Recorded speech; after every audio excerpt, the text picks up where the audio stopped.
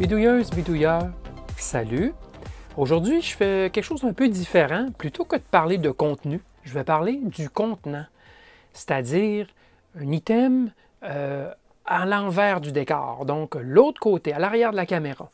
J'aime beaucoup, moi, tout l'aspect production, réalisation. C'est une des raisons pour lesquelles j'ai cette chaîne YouTube, c'est que j'aime beaucoup produire de la vidéo avec tout l'équipement et ainsi de suite. Alors, je vous parle aujourd'hui du télésouffleur. Vous l'aurez deviné, très souvent dans mes vidéos, surtout les intros et les finales, je lis du texte, bien sûr. J'ai préécrit du texte. Et bien, le texte, il défile sur un télésouffleur. Je suis certain que plusieurs d'entre vous connaissent le principe, mais je vais quand même vous montrer une photo qui fait un peu le sommaire de commencer. Il y a un moniteur vidéo qui est couché horizontalement ici, donc un écran, et sur lequel défile le texte que je lis, que je contrôle d'ailleurs avec une pédale à mes pieds. Le défilement est contrôlé. Et cette image, donc, l'écran envoie une image sur une vitre, sur du verre. Et le verre réfléchit une partie, bien sûr, de la lumière vers moi et je peux donc lire le texte. Il aurait été au préalable inversé le texte, bien sûr, puisque c'est une réflexion. Du côté de la captation vidéo, le verre est transparent lorsque, évidemment, vu, ou quasi transparent, lorsque vu à l'arrière de la vitre, l'image passe, bien sûr, et le texte ne sera pas vu du tout. La réflexion est sur la face externe du verre, et donc, la caméra capte l'image à travers le verre. Donc, le verre, il est important. Il doit donc être d'une bonne qualité. Alors, ça, c'est le principe de base.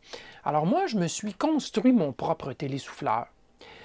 Pour ce qui est de l'écran, j'ai un petit écran ici LCD qui est couché à l'horizontale sur une tablette.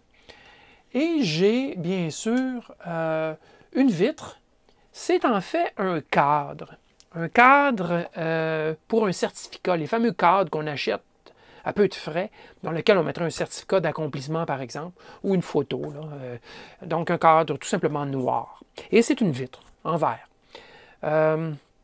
Donc, ce cadre, ben, la vitre, la qualité, il y a de la distorsion dedans et la réflexion n'est pas bonne. Et mes yeux en souffrent beaucoup.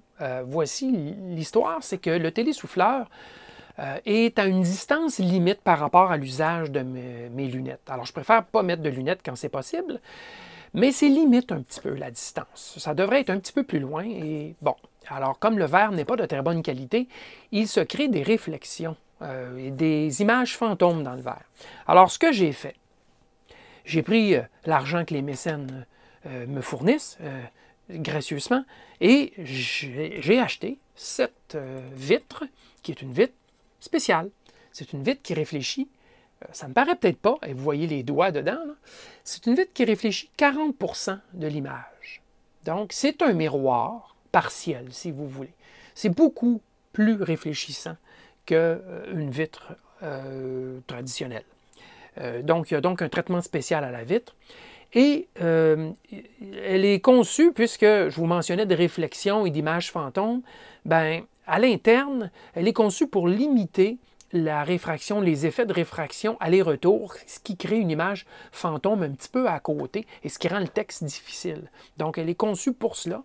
Et bien sûr, elle a une très grande pureté au niveau de la qualité de l'image, donc la captation vidéo ne sera pas affectée. Bien sûr, en autant que la vitre est bien nettoyée, que très peu affectée par la vitre. Bien sûr, il y a atténuation. On parle donc de 40% d'atténuation. Mais cette vitre, elle n'est pas donnée. Elle coûte 90 $ américains.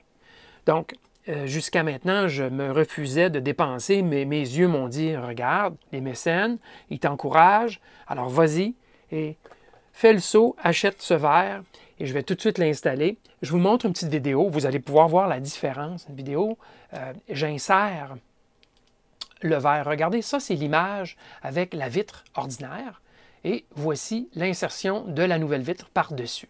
Regardez la différence de netteté et d'intensité. Je vais le faire une deuxième fois. Là. Regardez la différence. C'est le jour et la nuit.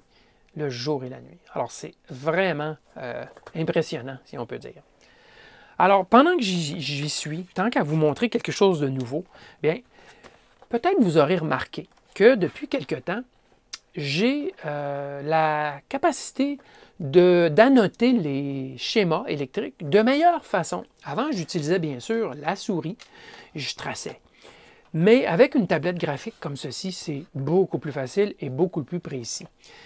Je peux vous montrer un petit exemple. Alors, voici la tablette.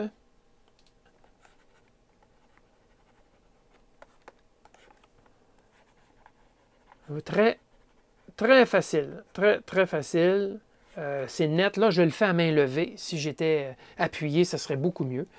Je peux... évidemment, c'est une tablette avec un stylet qui est sensible à la pression. Alors ça aide beaucoup. Je suis donc capable de faire des bons schémas à main levée. Bon, on s'entend le bon là, à main levée. Je suis capable de tracer des dessins avec une plus grande précision qu'avant. Et donc, ça va beaucoup, beaucoup me servir. Je suis bien, bien content de cette tablette. Je l'ai magasinée, je l'ai achetée d'occasion en plus, mais elle est très bien. Je suis bien content et elle est compatible même sur Linux, ce qui était très important pour moi. Alors voilà, des petites nouveautés. Régulièrement, je fais des petits achats, des petites améliorations comme ça, simplement pour vous offrir quelque chose de mieux en fait de contenu. J'espère que c'est perceptible par vous. Mais moi, en tout cas, ça me rend ma vie beaucoup plus facile. Sur ça, je vous dis merci et à la prochaine.